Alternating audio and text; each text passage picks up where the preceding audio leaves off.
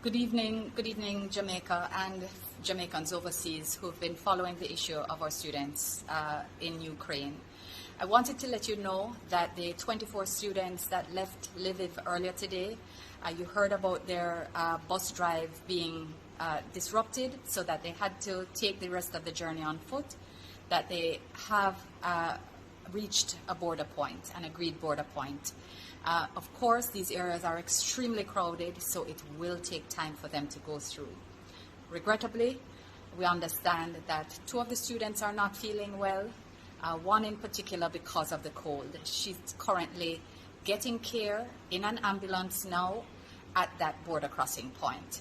Miss Seeley and our Polish contact on the other side are on their way to the border point, and they do have a heated bus that is ready to accommodate the 24 students when they will have crossed through.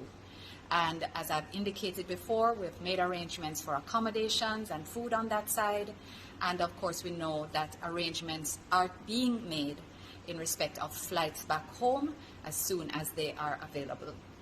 So I'm just asking for some calm and understanding.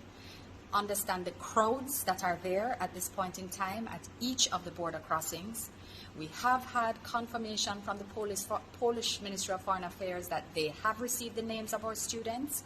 We have sent them formally, so they should not have any difficulty in entering Poland. The difficulty now is the sheer size of the crowds and therefore the time it takes to get through.